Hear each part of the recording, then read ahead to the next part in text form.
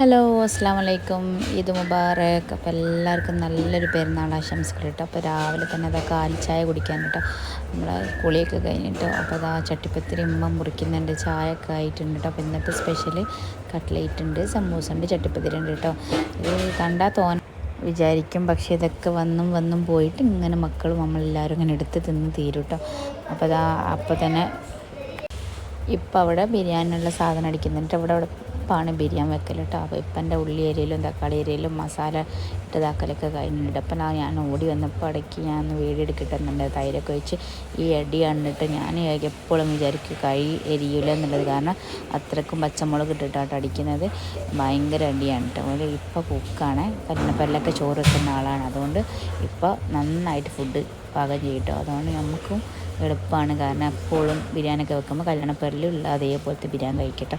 അങ്ങനെ എല്ലാം അങ്ങനെ അടിച്ച് മിക്സാക്കി അവരെ അനപ്പൻ്റെ കോഴിക്കല് കഴിഞ്ഞ് രണ്ട് ഉപ്പമാരും ബിരിയാണി വെക്കിട്ടോ. രണ്ടാളും കല്യാണപ്പേരിൽ പോയി ബിരിയാണി വെക്കും, രണ്ടാളും ഒപ്പരം പോക്കുണ്ട് പണിക്കിട്ടോ. അതുകൊണ്ട് നല്ല ശനി ഞായർ നമുക്ക് നല്ല ഫുഡ് കഴിക്കട്ടോ. പിന്നെ ഇതാക്കെ അടിച്ച് കഴിഞ്ഞിട്ട് ഞാനാട്ടോ ടേസ്റ്റ് നോക്കുന്ന ആൾ. ഇപ്പോൾ എപ്പോഴും എന്നെ വിളിക്കൽ ഞാനാണ്, ഇവിടെ ഉപ്പും പുളിയും എരിവിൻ്റെ കഥയൊക്കെ പറയൽ. അപ്പോൾ ആദ്യം ആ ഉള്ളി അടിച്ച് മാത്രം എനിക്ക് തന്നിട്ടോ, എന്തെങ്കിലും കുറവുണ്ടോ എന്നൊക്കെ പറഞ്ഞു. അപ്പോൾ ഞാൻ പറഞ്ഞു എല്ലാം കറക്റ്റാണെന്നുള്ളത്. എനിക്ക് പണ്ടേ പുളിയൊക്കെ അധികം കുറച്ച് വേണം കേട്ടോ.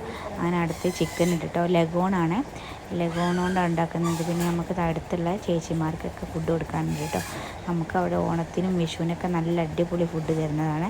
അപ്പോൾ ഇതാ ലഗോണൊക്കെ ഇട്ടപ്പോൾ അടുത്ത് നല്ലോണം മിക്സ് ചെയ്യുന്നുണ്ട്, കാരണം ചിക്കൻ അവിടെ പിടിച്ച് നിൽക്കണം കേട്ടോ. നമ്മൾ പിന്നെ പള്ളിയിൽ പോയി തിരിച്ച് വന്നിട്ട് ശേഷം ചോറ് വെക്കുള്ളൂ കേട്ടോ. ഇത് മസാല അടിച്ച് ചിക്കനൊന്ന് അങ്ങനെ അടിച്ച് വെക്കട്ടോ, എന്നാലേ നല്ല ചിക്കനും പിടിക്കട്ടുള്ളൂ മസാല ഒക്കെ കറക്റ്റ് ആയിരുന്നാലും ഉപ്പ ചോദിക്കും ചിക്കൻ ഇട്ടതിന് ശേഷം എങ്ങനെ ഉണ്ടെന്നില്ല. അങ്ങനെ ആ ചിക്കൻ ഇട്ടതിന് ശേഷം അതും തരും കേട്ടോ.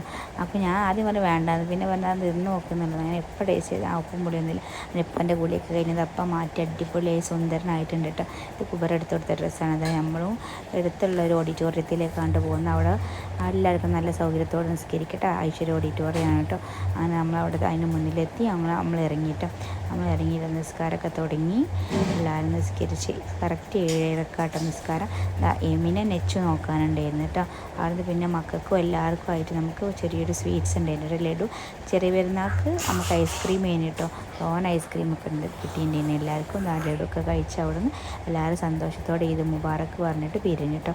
പിന്നെ വീട്ടിൽ വന്നതിന് ശേഷം എപ്പോൾ ചോറൊക്കെ വെച്ചാൽ ദമ്മിടണം കേട്ടോ. ദമ്മിടുന്നതിൻ്റെ പരിപാടിയിലാണ്. അപ്പോൾ ഇഷാന് എനിക്ക് കുറച്ച് തരുമെന്നൊക്കെ ചോദിക്കുന്നുണ്ട്. അപ്പോൾ ആയിട്ടില്ലല്ലോ. അപ്പോൾ പറഞ്ഞാൽ കണ്ടു പഠിച്ചോന്നൊക്കെ അവനോട് ഇങ്ങനെ പറയുന്നത്. എനിക്ക് ഭയങ്കര ആഗ്രഹമാണ് ഷെഫൊക്കെ ആവാൻ. അവനും ഇന്നെപ്പോലെ തന്നെ എല്ലാ